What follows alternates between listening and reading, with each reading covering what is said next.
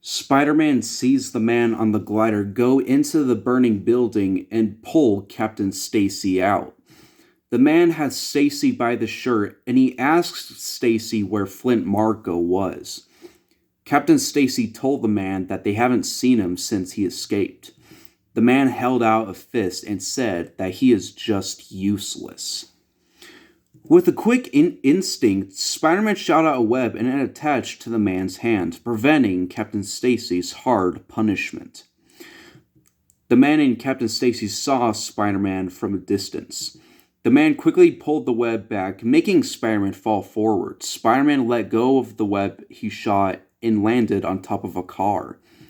The man drifted towards Spider-Man and said that he doesn't know who he is, but he is nothing to be worried about as the Green Goblin has a man to search for. Green Goblin dropped Captain Stacy and Stacy screamed for help. With another quick instinct, Spider-Man jumped in the air, catching Stacy in his arms. Spider-Man landed and watched as Green Goblin was flying away. Spider-Man put Captain Stacy down and Stacy thanked him, asking who he was. He said that he was Spider-Man and he swung away, heading into one of the alleyways. He took his mask off and asked himself why he saved Captain Stacy. He arrested him and tried to get him from escaping. Flint started to ponder about it, along with trying to figure out where this Green Goblin guy came from. At the Osborn residence, Bernard tells Norman that Captain Stacy is calling.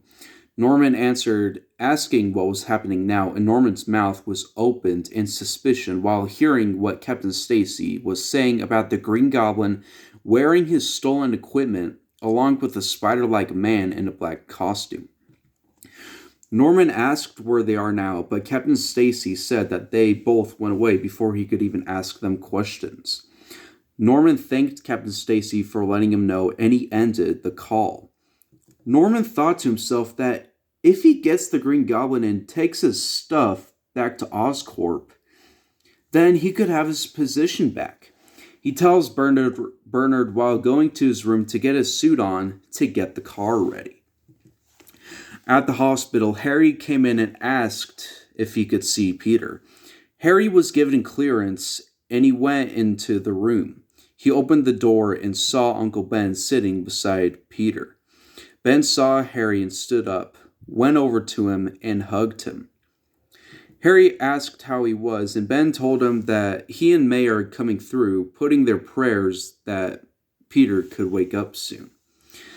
Ben and Harry walked to Peter and sat in silence. Ben asked Harry how he had been, and Harry looked down, saying that he still wants Marko to pay.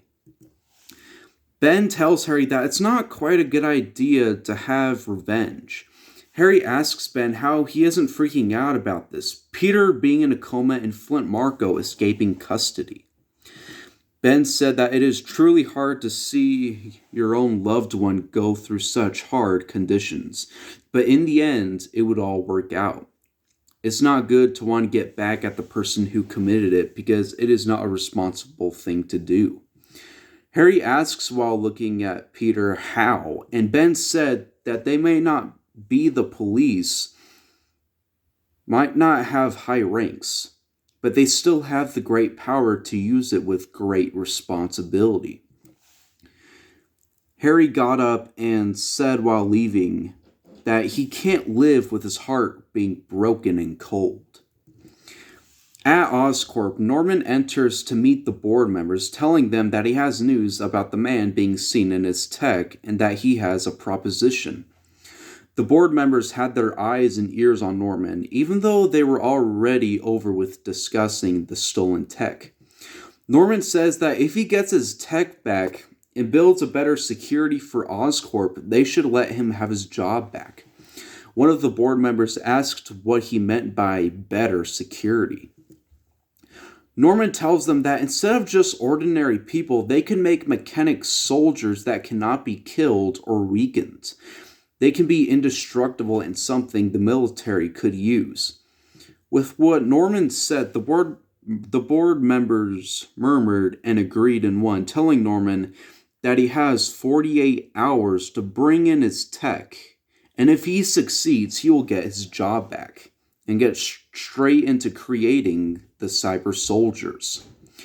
The name of cyber soldiers made Norman smile, knowing that he can't fix the past, but he can perfect and make a better future for New York. Norman left in agreement and phoned Captain Stacy, saying that they have work to do. Flint was sitting on the ledge of a building, reading the Daily Bugle newspaper about what happened today and that the offer of finding Green Goblin will result in getting a huge reward. Flint folded the paper and said to himself that this is something he could do to get money instead of stealing money. A better way so that he could get away from the city and have his freedom for once. He put his mask back on and jumped while shooting out a web to find a lead of where Green Goblin was at. While Spider-Man was swinging through the city, he found the Green Goblin going through the alleyways to get to the Osborn residence. Spider-Man quickly fired web balls and it hit Green Goblin, making Green Goblin turn around. Spider-Man tackled Green Goblin off the glider and the two fell. Before Spider-Man quickly swung away with Goblin in his clutches, Goblin's glider came zooming straight for Spider-Man from behind with blades sticking out. Spider-Man felt the strange sense in his mind telling him to watch out. He turned to see what it was, and in a blink of an eye, his back was sliced by the glider's blades. Spider-Man screamed in pain, and Green Goblin was able to get himself free. Goblin landed on his glider and asked Spider-Man why he was bothering to attack him. Spider-Man was groaning from the pain while telling Goblin that he needs money.